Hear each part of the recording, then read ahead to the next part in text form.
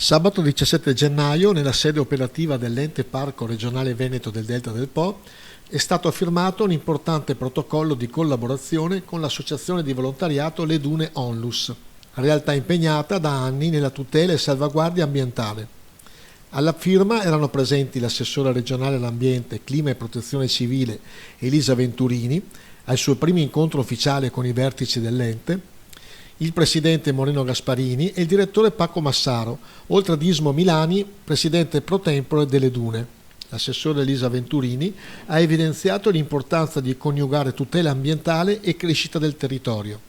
Beh, direi che la realtà veneta è una realtà molto bella dal punto di vista paesaggistico, dal punto di vista delle bellezze che il Veneto può offrire. È una realtà anche molto complessa perché lo sviluppo economico comporta da sempre, in ogni contesto, delle situazioni che devono essere gestite.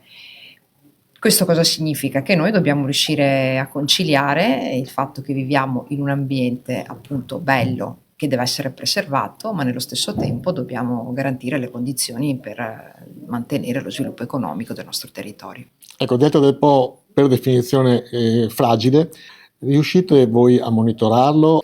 Beh, il fatto che ci sia ad esempio il parco È un bel è presidio, già una diciamo. garanzia. Io ritengo che sia una felice intuizione quella dei parchi.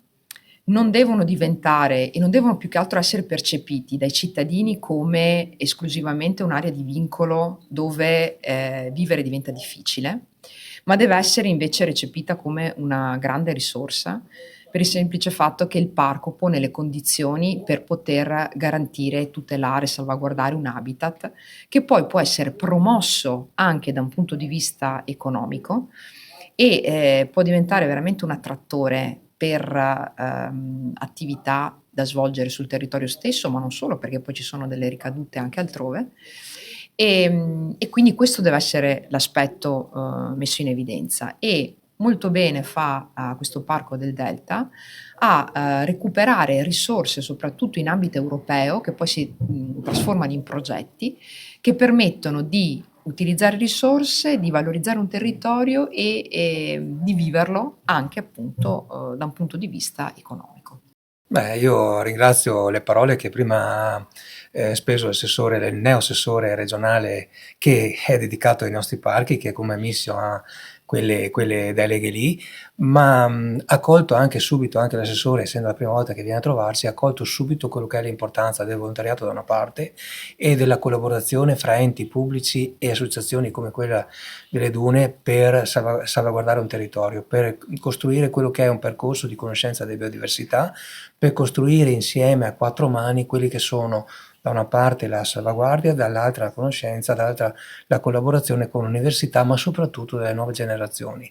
Io prima dissi, ma è stato un po' il filo conduttore, le nuove generazioni devono capire l'importanza dei territori in cui viviamo, sia da una parte ambientalista, ma soprattutto la salvaguardia, che può essere quella anche in chiave turistico-ambientale dello sviluppo di un territorio.